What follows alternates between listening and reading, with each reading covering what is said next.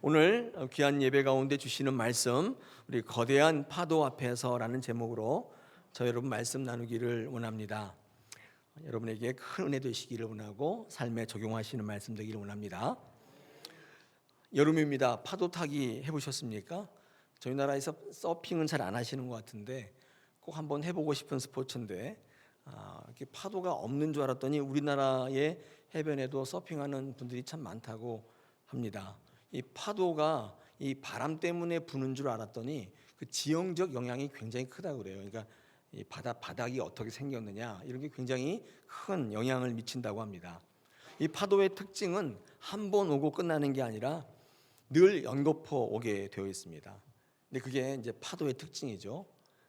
여러분, 파도만 그런 게 아니라 고난도 그런 것 같습니다. 파도처럼 몰려옵니다. 한 번 오기 시작하면 계속 오는 것이죠.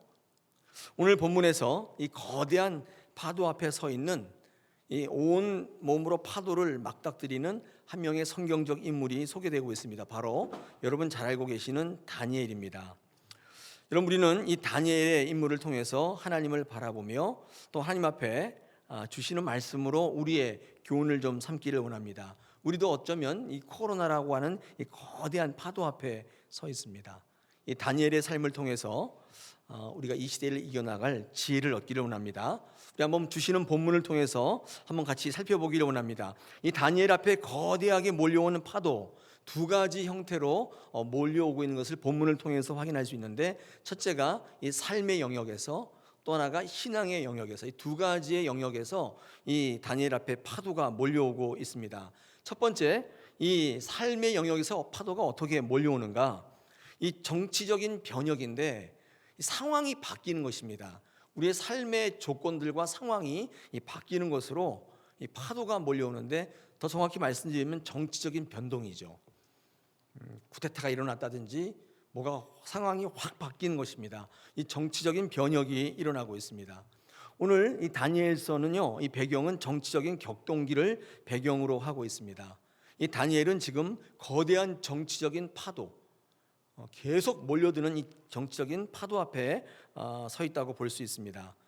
오늘 6장 앞장에 5장에 보니까 25절에서 하나님께서는 이 삶의 영역이 완전히 바뀔 것임을 예고하셨습니다. 제가 25절부터 한번 읽어보겠습니다. 앞에 화면을 참고하십시오. 기록된 글자는 이것이니 곧 메네 데겔 우바르시니라.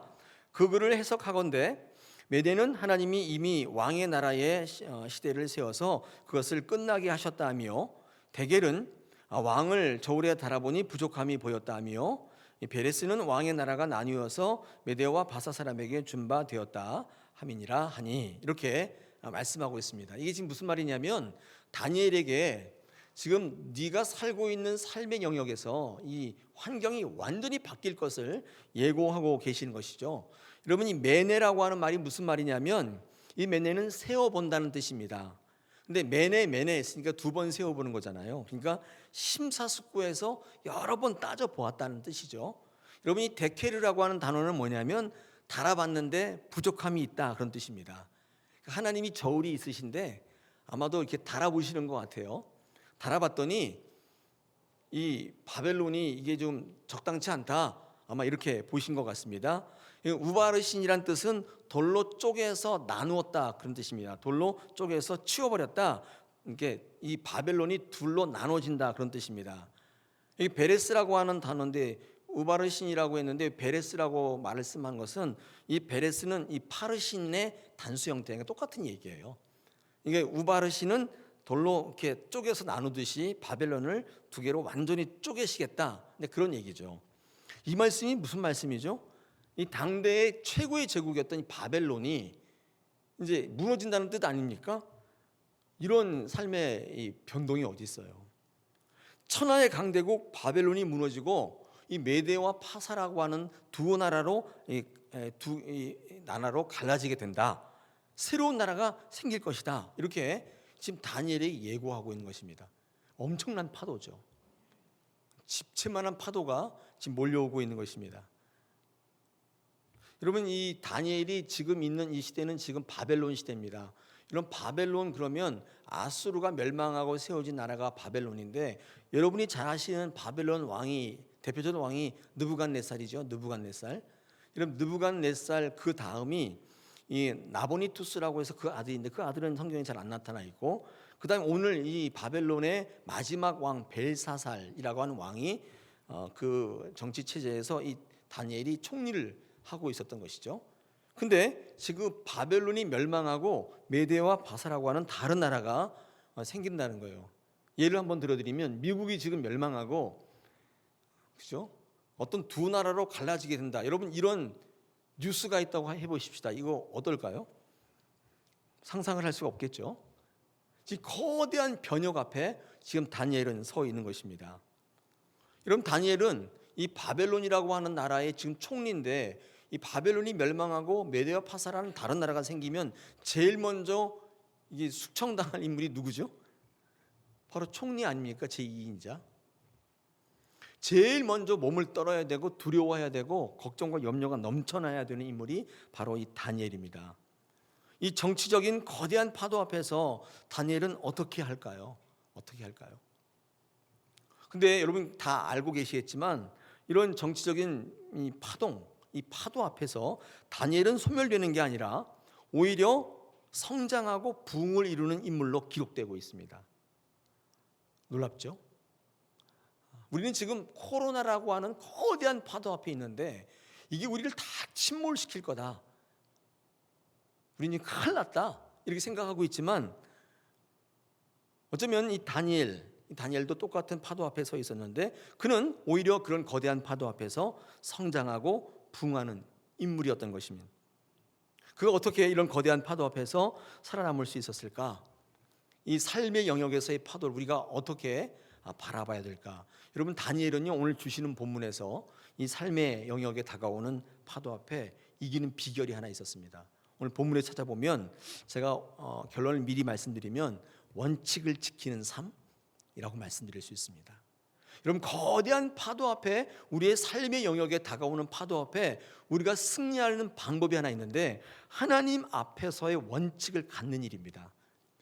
여러분 오늘 10절을 보십시오. 10절에 보니까 뭐라고 되어 있냐면 다니엘은 조소의 왕의 도장이 찍힌 것을 알고도 기도를 중단하지 않았다는 것입니다. 아니 지금 그렇죠? 어떤 큰 변혁이 있고 또한 그 앞에 정치적인 정적들이 있는데 자기를 제거하기 위해서 애쓰고 있는데 어떤 상황의 변동이 있어도 다니엘은 하나님 앞에 원칙이 하나 있었는데 내 기도는 내가 중단하지 않겠다. 이런 원칙을 세웠던 것입니다. 하나님 앞에 원칙이 있었던 거예요. 하루에 3번 기도하는 게 그의 원칙이었는데 어떠한 거대한 파도가 있어도 어떤 어려움이 있어도 어떤 상황의 변동이 있어도 어떤 정적이 있어도 나는 이 원칙을 놓지 않겠다. 원칙을 세웠던 것입니다. 하나님 앞에 원칙을 세웠다는 것은 하나님만 바라보겠다는 고백이에요. 여러분 사실 다니엘의 승리는 여기서부터 기인합니다. 하나님 앞에 원칙을 세웠더니 하나님께서만 다니엘을 인정하시는 게 아니라 여러분 세상도요 이 다니엘을 다 알아줍니다. 자 이제 바벨론이 멸망하고 다리오라고 하는 이제 메대와 파사의 왕이 여러분 다니엘을 얼마나 좋아하는지 모릅니다. 여러분 18절 보십시오. 18절에 보니까 이 다니엘이 이 3번 기도했다는 것을 발각이 돼가지고 사자굴에 여러분 들어간다는 소식을 들었을 때 다리오 왕이 잠을 못 자요. 얼마나 그를 좋아하는지. 여러분 23절 보십시오. 23절 보니까 뭐라고 합니까? 왕이 이 다니엘이 사자굴에서 살아났다는 얘기를 듣고 너무 기뻐하는 모습을 우리는 볼 수 있습니다. 다니엘이 이 다리오 왕에게 얼마나 인정을 받고 있었는지를 알게 돼요. 여러분 다니엘이 어떻게 다리오 왕에게 인정을 받을 수 있었을까요? 왜 다리오 왕이 다니엘을 이렇게 좋아했을까요? 전 정권의 총리했던 사람이에요. 당연히 숙청 1번 대상인데 숙청되기는커녕 왜 다니엘을 이렇게 좋아했을까요? 이유가 뭘까요? 저는요 그 이유를 이 다니엘이 하나님 앞에 세웠던 그 원칙, 그 신실함, 그 충성됨에서 찾습니다. 왜냐하면요 여러분 이게 이 충성됨은 다 통해요. 신앙이나 세상이나 다 통하는 거예요. 하나님 앞에 충성된 자가 세상의 조직이나 직장에서도 충성함을 보일 수 있어요. 그렇지 않습니까? 여러분, 충성은 다 통하지 않습니까? 하나님 앞에 충성하지 않는 자가 세상 앞에 충성한다, 물론 그럴 수 있지만 그럴 가능성이 희박해요. 세상 사람들도요 다 아는 거예요. 신앙 좋은 사람 보면 저 사람이 이렇게 직장 내에서 충성하는 거 신앙적으로 저 사람이 잘 되어 있기 때문이다, 이렇게 생각한다고요. 요즘에 우리나라 교회가 세상으로부터 인정받지 못하는 이유가 뭘까요? 하나님께 원칙이 없어요. 상황에 따라 하는 거예요. 여러분, 이걸 누가 알아보냐면 세상 사람이 알아봐요. 다 알잖아요, 우리가 예수 믿는다는 거. 근데 매일 이렇게 상황에 따라 바뀌는 거예요. 이럴 땐 이렇게 했다가 저럴 땐 저렇게 했다가, 뭐 시대가 몰려온다니까 또 이렇게 했다가, 예배했다가 안 했다가, 기도했다가 안 했다가, 이거를 세상이 다 알아봐요. 근데 어떤 형태든지 어려움 속에서 신앙 붙잡고 굳건히 서 있는, 원칙을 지키는 사람은 세상이 인정해 주는 거예요. 여러분, 다리오 보십시오. 다니엘을 인정해 줘요. 왜요? 그가 하나님 앞에 충성됨, 하나님 앞에 신실함을 이 다리오 왕이 보고 있기 때문이에요. 여러분, 16절 보시면 이런 말씀이 기록되어 있지 않습니까? 이에 왕이 명령하매 다니엘을 끌어다가 사자굴에 던져 넣는지라 왕이 다니엘에게 이르되 내가 항상 섬기는 너의 하나님이 너를 구원하시리라. 다리오는요 다니엘이 섬기는 하나님을 인정하고 있지 않습니까? 왜 그렇죠? 하나님을 믿기 때문이 아닙니다. 다리오는 하나님 믿지 않습니다. 그런데 이 다니엘의 충성됨이 이 하나님께로 비롯되고 있다는 사실을 다리오 왕이 알기 때문입니다. 다리오 왕은 신앙은 아니지만 다니엘에게 이 충성심을 준 하나님을 좋아하는 거예요. 하나님을 인정하는 거예요. 믿는 신앙이라고 할 수는 없지만, 여러분, 세상 사람들이 하나님을 인정하는 것은 누구 때문이냐면 여러분이 신실함을 통해서예요. 여러분이 충성함을 통해서라고요. 이 시대의 거대한 변혁 앞에 다니엘은 하나님 앞에 기도하는 원칙을 놓지 않았어요. 코로나 앞에 서 있는 우리 성도들에게도 이런 하나님 앞에 원칙이 있어야 할 줄 믿습니다. 여러분, 그런 원칙 있으세요? 내가 무슨 일이 있어도 하나님 앞에 반드시 이건 하겠다. 뭐 코로나 아니라 뭐 할아버지가 와도 나는 이거 반드시 하겠다. 오늘 10절에 보니까 전에 하던 대로, 10절 중반절에 다니엘이 어떻게 했다고요? 원칙을 했는데 어떻게 했다고요? 전에 하던 대로.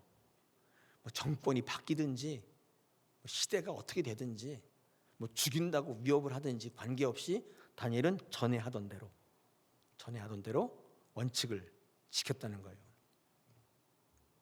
우리의 신앙은요 알고 보면 이런 원칙이 문제일 때가 참 많이 있습니다.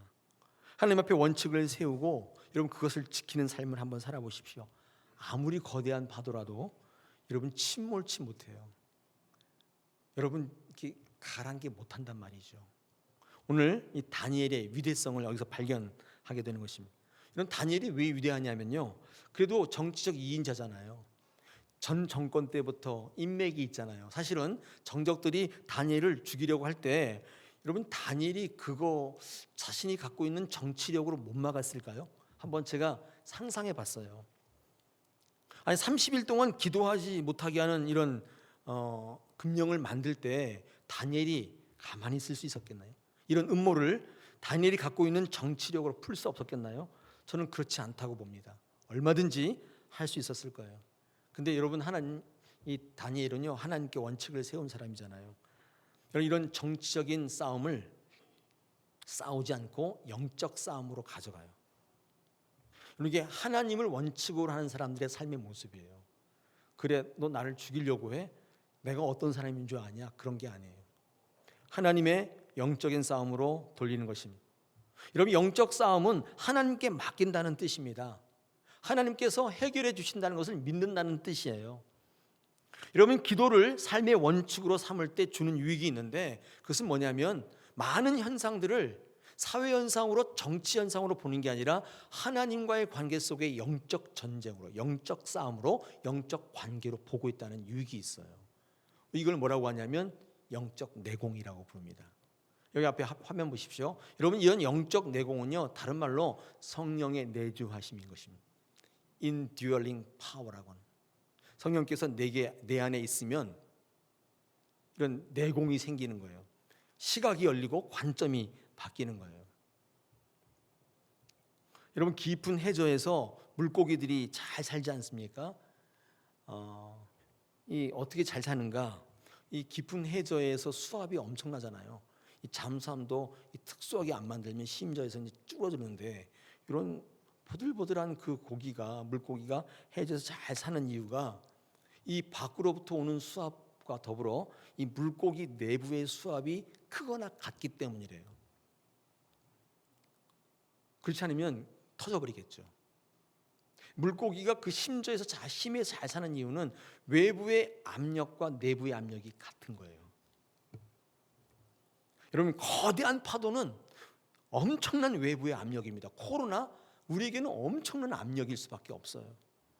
여러분, 이런 상황 속에서 흔들리지 않을 수 있는 것은 우리 안에 있는 내부의 압력이 같아야 돼요. 그때는 끄떡 없는 거예요. 여러분, 우리 안에 있는 내부의 압력을 제가 말씀드린 영적인 내공이 성령이 내주하시는 거예요.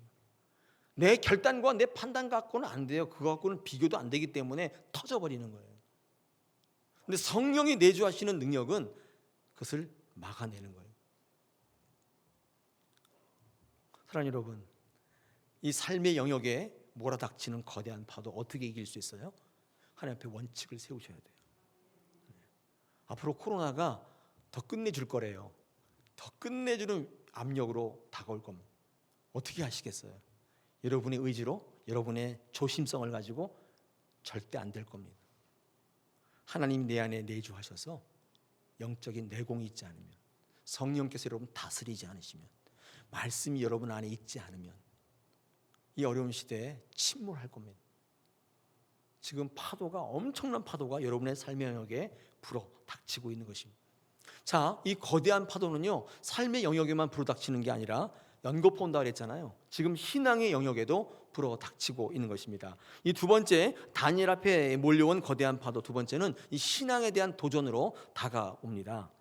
여러분, 삶의 이 상황적 변화는 신앙에 대한 도전의 파도로 연거푸 달려오게 되어 있습니다. 여러분, 우리 코로나 시대의 삶의 영역에서 우리가 승리하지 못하면 신앙이 무너지게 되는 거예요. 신앙의 연거푸, 이 파도가 몰려오게 됩니다. 여러분, 기독교의 독특한 시각은요, 이렇게 몰려오는 파도 있지 않습니까? 여러분이 신앙의 영역에서, 삶의 영역에서 몰려오는 이 거대한 파도를요, 위협이라고 느끼지 않고, 위협이라고 보지 않고 변화와 성장과 성숙의 기회로 보고 있다는 게 이 기독교의 독특한 관점입니다.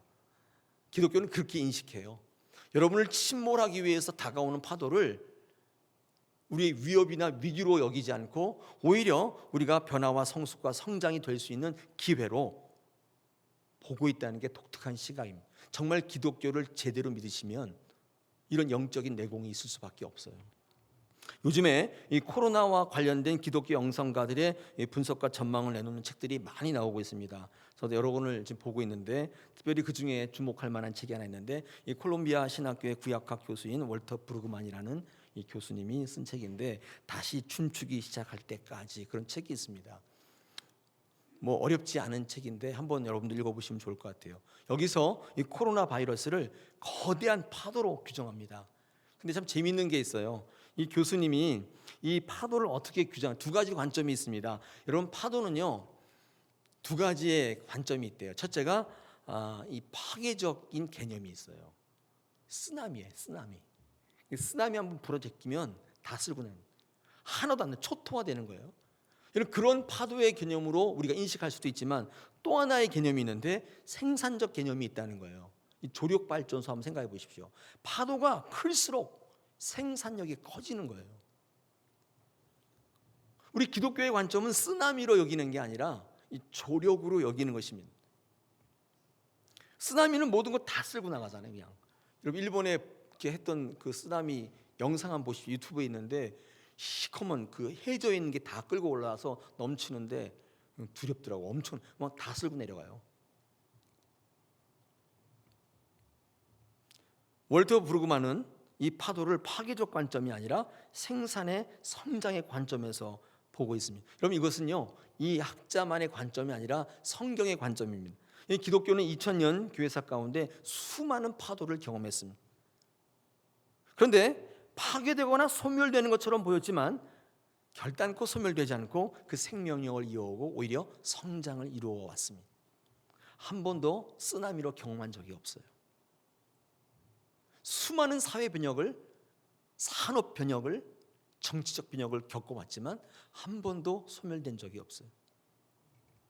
여러분, 거대한 파도가 위협적이긴 하지만 새로운 것을 생산하고 성장케 하는 하나의 기회로 기독교는 그 파도를 보고 있는 것입니다. 우리를 성장시키는 하나님의 훈련의 방법으로, 기회로 보고 있는 것입니다. 이것이 성경의 시각입니다. 여러분, 이 당시에 다리오 왕이 3명의 총리와 120명의 고관 체제를 만들어서 국정을 다스리겠다고 2절에 말씀하는데, 이때 이 다니엘이요 굉장히 탁월하지 않았습니까? 3절에 보니까 마음이 민첩하고 아주 뛰어났다고 성경은 증거합니다. 여러분, 이때 이 다니엘을 시기한 정적들이 이 탁월한 다니엘을 넘어뜨리기 위해서 음모를 꾸미지 않습니까? 특별히 여러분 5절 보십시오. 5절에 보니까 어디에서 그 빌미를 찾으려고 해요? 그렇죠. 하나님을 믿는 그 신앙에서, 율법에서 빌미를 찾으려고 하는 것입니다. 아니, 원칙을 세우고 잘 신앙생활했는데 그게 오히려 다니엘에게 빌미가 되는 것입니다. 여러분, 우리의 신앙의 도전은 어떻게 오냐면요, 하나님께 원칙을 세우고 하나님 앞에 제대로 하려고 할 때 반드시 거기에 도전이 있게 되어 있다는 사실을 우리에게 말씀해요. 하나님 원칙 없이 살아간 사람한테는 이런 도전은 없습니다. 이런 파도 같은 거 불지도 않아요. 왜냐하면 그는 가만히 놔둬도 알아서 자멸할 것이기 때문에. 근데 원칙 세우고 사는 사람들은요, 반드시 악한 영이 시험하게 되어 있습니다. 도전하게 되어 있다는 거예요. 오늘 성경 말씀 우리에게 증거하면 다니엘 같이 원칙을 세우고 기도하고 한 놓지 않은 삶을 살았는데 오히려 이게 정적들의 삶에, 정적들의 빌미를 가지고 공격의 빌미가 되더라는 것입니다.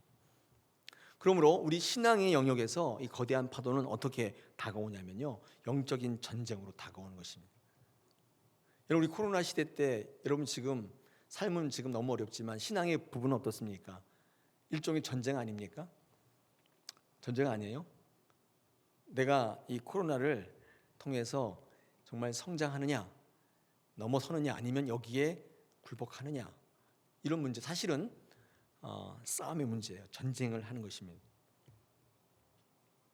여러분, 30일 동안 다리오 왕 외에 다른 신이나 사람에게 무엇을 구하면 사자굴에 던져놓는, 어처구니 없는 조소를 만들어서 금령을 내리게 하지 않습니까? 어처구니 없잖아요. 여러분, 이 어처구니 없는 이 조소에 맞서 싸우는 것인데 정적으로 동원해 싸우는 게 아니라 영적인 영역에서 전쟁을 치르는 것입니다. 원칙을 끝까지 붙잡느냐의 문제로 귀결되는 거예요. 여러분, 예수님 믿는다는 것은 사실 생각해 보면 이 어처구니 없는 일들의 연속일 때가 참 많이 있습니다. 복음 들고 이 땅에 생명을 전하는 의미 있는 일을 하기보다는 이 어처구니 없는 주장, 황당한 논리와의 싸움일 때가 참 많아요. 목회하면요 굉장히 의미 있는 일을 할 줄 알았어요. 근데 그건 아닌 것 같아요. 때로는 어처구니 없는 싸움을 할 때가 있어요. 이 영적 전쟁이라는 사실을 아셔야 돼요. 내가 하나님의 원칙을 딱 세우게 되면 반드시 우리의 신앙의 영역에 파도가 몰려오게 되어 있는 것입니다. 오늘 다니엘서가 우리에게 증거하는 거예요. 여러분, 영적인 전쟁에서 삶의 영역에서도 원칙을 세워 승리했지만 다니엘은 이 영적인 영역에서도 영적 전쟁에 승리하지 않습니까? 근데 어떻게 승리하는가? 여러분, 영적 싸움에서 반드시 승리하기 위해서 필요한 게 뭐냐면요, 훈련입니다. 훈련이 반드시 있어야 돼요. 아까 삶의 영역에서는 원칙을 세우는 것으로 거대한 파도에 맞설 수 있지만 이 영적인 영역에서 거대한 파도는요 반드시 훈련이 병행돼야 돼요. 이런 훈련은 다니엘이 다니엘 되게 했던 강력한 계기가 된 거예요. 여러분, 오늘 10절에 보니까 다니엘이 도장을 찍힌 것을 알고도, 그렇죠? 두려워하지 않고 전에 하던 대로 하루에 3번씩 무릎 꿇고 기도했다고 되어 있습니다. 얼마나 끝내줍니까? 믿음의 사람이잖아요. 기도의 사람이고, 누가 봐도 기도의 사람이고 부인할 수 없는 끝내주는 믿음의 사람이죠. 적어도 기도하면 사자굴에 던지겠다는 조소를 보기 전까지는, 그렇죠. 그 전까지는 내 원칙을 세워서 할 수 있어요. 그냥 뭐 할 수 있어요. 근데 이 위협이, 파도가 왔단 말이에요. 죽이겠다고, 사자굴에 던져놓겠다고 하는 조소를 딱 보기 전까지는 이렇게 할 수 있다는 거예요. 정적들의 어처구니없는 모함과 치명적인 위협이 있습니다. 다니엘에게는 절체절명의 도전이고 위협 상황이에요. 여러분, 이게 있으면, 이게 오면 어떻게 하시겠냐는 거예요. 저는요, 이 정적들의 위협을 하나님이 만드신 훈련 상황이라고 보는 게 맞다고 생각이 됩니다. 하나님은 우리 인생 가운데 이런 훈련 상황을 만드실 때가 많아요. 이유가 뭐냐? 우리가 가지고 있는 믿음이 실제로 능력이 되게 하시기 위함인 거예요. 생각해 보십시오. 다니엘이요, 매일 하루에 3번씩 기도했어요. 했는데 이 조소의 도장이 찍히고 계속 기도하면 죽인다는 이 훈련 상황 앞에서 이 원칙을 지키는, 끝내 믿음으로 지키는 훈련이 없었다면 어떻게 생각하세요? 그 믿음이, 그 기도의 상황이 과연 진짜 능력을 가질 수 있었겠는가? 그렇지 않다고 봅니다. 여러분, 지금 여기 다 믿음이 있으시다고 생각하잖아요. 이 어려운 시대에 예배하러 오셨잖아요. 근데 여러분, 그 믿음이 혹시 여러분의 신념 아닌가요? 여러분의 개념일 수 있어요. 훈련이요, 믿음이 훈련을 만나지 못하면 그냥 여러분의 생각으로, 개념으로 머물러 있을 때가 굉장히 많이 있습니다. 훈련을 통할 때 개념이 실제 능력이 돼요. 훈련을 통하지 않으면 그냥 믿음은 그냥 신념이에요. 의이고 구호예요. 아멘. 구호라고요. 믿음은 훈련을 거치기 전까지는 실제적이지 않는 거예요. 그냥 머릿속에 생각하는 개념이에요. 내 의를 기반으로 하는 신념이에요. 하나님은 우리의 믿음이 자기 의나 신념, 감정에 머물러 있지 않도록 훈련 상황을 자꾸 만드세요. 저는 이 정적들의 이 모함이 다니엘의 믿음이 실제 능력이 되게 하기 위한 하나님의 훈련 상황이라고 믿습니다. 다니엘의 습관적, 개념적 믿음이 사자굴 훈련을 거칠 때 능력이 실제화되기 시작한 거예요. 여러분, 욥기가 이것을 잘 말해주고 있습니다. 여러분, 신앙생활을 잘하던 욥에게 어느 날 어처구니 없는 상황이 몰아닥치지 않습니까? 사랑하는 자식들 다 죽습니다. 재산 다 날려보냅니다. 욥은 어떤 사람이었냐면 날마다 제사하는 사람이었고 날마다 하나님의 마음을 살폈던 사람이에요. 어떻게 그에게 이런 상황이 있을 수가 있겠습니까? 도저히 이해할 수도 없고 설명할 수도 없는 상황이에요. 깊은 시름에 잠기게 돼요. 이 욥기를 읽는 독자들조차도 시름에 빠져요. 여러분, 그런데 설명할 수 없고 이해할 수 없나요? 그렇지 않습니다. 욥기 안에 이 상황에 대한 답이 나와 있습니다. 여러분, 이런 상황을 바라보는 제3자가 아닌 신학자나 사회학자나 인생의 경험자가 아닌 이런 어처구니 없는 상황 속에 있는 당사자 욥 스스로가 어떻게 이 상황을 정의하는가 보십시오. 욥기 23장 10절에 이렇게 욥이 고백합니다. 그러나 내가 가는 길을 그가 아시나니 그가 나를 단련하신 후에는 내가 순금같이 되어 나오리라. 욥이 뭐라고 지금 정의하는 거예요? 이 상황을 뭐라고 보는 거예요? 훈련이라고 본 거예요. 이 말도 안 되는 이 상황, 이 거대한 이 파도 앞에 이걸 뭐로 본 거예요 지금? 훈련으로 본 거예요. 욥이 고백한 거 우리 고백한 게 아니에요. 욥이 스스로가 정의한 거예요. 우리 인생 가운데 우리 삶과 신앙의 영역에 몰아닥치는 파도, 이 삶의 영역은 하나의 원칙을 갖고 살면 끄떡없지만 여러분, 신앙의 영역에는요, 훈련을 거치지 않으면 그 파도를 이길 수가 없어요.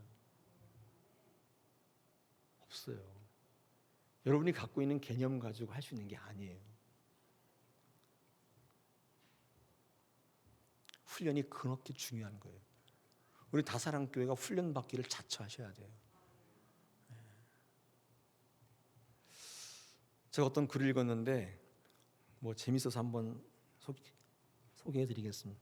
어떤 목사님이 부목사로 교회 청빙이 됐는데 근데 그 담임 목사님이 이 부목사님에게 1년 동안 화장실 청소를 시켰습니다.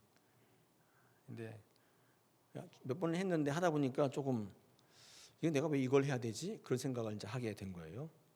내가 이거 하려고 목사가 됐나? 이런 정체성의 혼란이 오더라는 것입니다.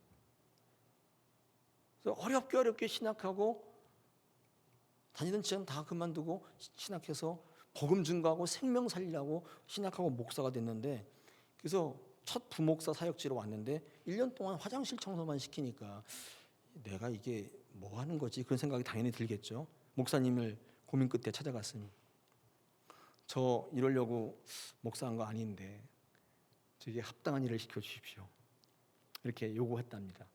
담임 목사님이 이렇게 얘기하셨대요. 그렇게 이야기하는 것을 보니 화장실 청소 6개월 더 연장이다, 이렇게 얘기했대요.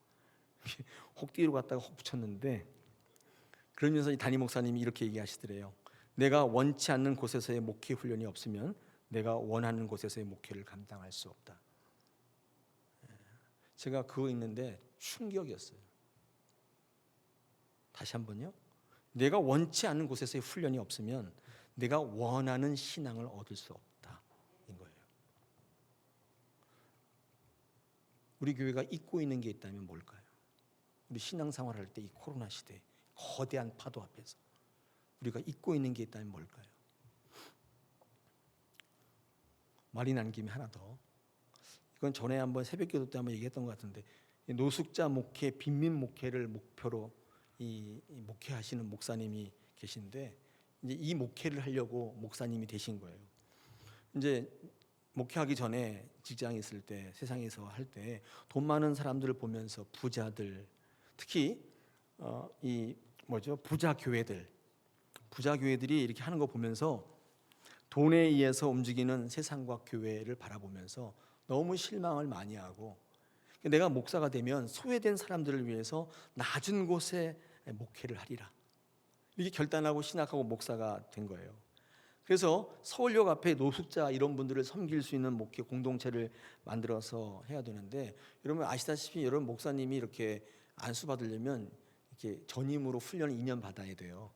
기존 교회에 가서 2년 인턴십을 거쳐야 안수를 받는데, 그래서 어느 교회에 이제 부목사로 청빙이 돼서 훈련을 받는데, 목사님과 인터뷰하는데 내가 이런 목회를 하고 싶다 이렇게 얘기를 했는데, 그 담임 목사님이 이 목사님을 강남교구로 발령을 내신 거예요. 강남 아시죠? 강남. 예, 너무 좋은 데잖아요, 거기 강남. 네. 부자들이 사는 교구를 맡기신 거예요. 그래서 이 목사님이, 아니 목사님, 제가 낮은 곳에서 목회한다니까요.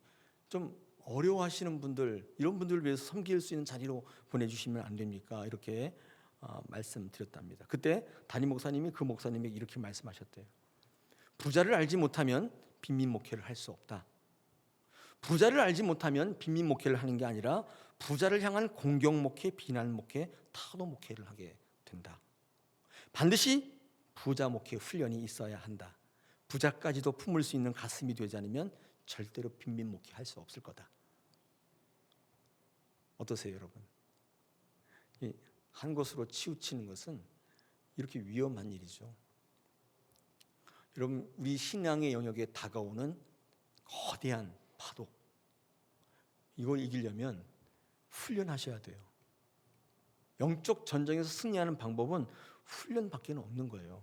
훈련받은 믿음은 반드시 능력됩니다. 아니면 개념으로 남습니다. 늘 그거 붙잡는 거 왜 안 되지? 매일 예배하는데 왜 안 되지? 왜? 개념이기 때문에 그래요. 여러분, 오늘 다리오 왕, 오늘 본문은 아니지만 다리오 왕이 20절에 묻습니다. 내가 항상 섬기는 내 하나님이 사자들에게서 능히 너를 구원하였느냐? 여러분, 사자굴에 들어가 있는 이 다니엘에게 다리오 왕이 묻는 거예요. 그때 22절 23절에서 다니엘이 응답하잖아요. 나의 하나님이 이미 그의 천사들을 보내어 사자들의 입을 봉하셨다. 23절에 보니까 이는 그가 자기 하나님을 믿었습니다. 여러분, 이 사자굴의 이 도전, 그 정적들의 그 도전을 통해서 다니엘이 훈련할 때 다니엘이 매일마다 무릎 꿇고 기도했던 어쩌면 습관적이고 개념적인 믿음이 실제의 능력이 되는 거예요. 실제의 능력화 돼버린 거예요.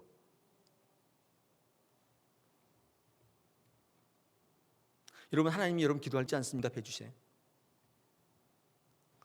우리는 다리오 왕같이 늘 주변 사람들이 우리에게 묻고 있지 않습니까? 하나님께서 응답해 주시더냐? 묻고 있지 않습니까? 여러분, 어떻게 대답하십니까? 아이 응답 그런 게 그렇게 사는 거죠. 그렇게 살고 있지 않습니까? 여러분, 하나님은 삶을 건 훈련받는 믿음에 응답하시는 거예요. 목숨을 건 믿음으로 살면 하나님은 반드시 응답하세요. 문제는 삶을 걸지 않는 거예요. 삶은 내가 책임지는 거고 절대로 응답이 없는 거예요. 개념으로 사는 거예요. 다니엘의 기가 막힌 사자굴 속에서 이 응답은 그가 삶을 건, 목숨을 건 믿음, 훈련이 있었기 때문이에요. 여러분, 다니엘이 이런 신앙은요, 그저 자기의 삶의 해피엔딩으로 절대 끝나지 않습니다. 한 인물 다니엘의 삶을 건 믿음, 목숨을 건 믿음은, 이 훈련은 개인의 삶을 만족하는 것으로 끝나지 않고 더 큰 것을 이루죠. 여러분, 26절, 오늘 본문은 아닌데 26절 한번 보시면 이렇게 되어 있습니다. 내가 이제 조소를 내리노라. 내 나라 관할 아래에 있는 사람들은 다 다니엘이 하나님 앞에서 떨며 두려워할지니 그는 살아계신 하나님이시요 영원히 변하지 않으실 이시며 그의 나라는 멸망하지 아니할 것이요 그의 권세는 무궁할 것이다. 여러분, 다니엘로 인하여 다니엘에게 대적했던, 다니엘을 침몰케 했던 거대한 파도들이 다 하나님 앞에 두려워 떨게 되는요,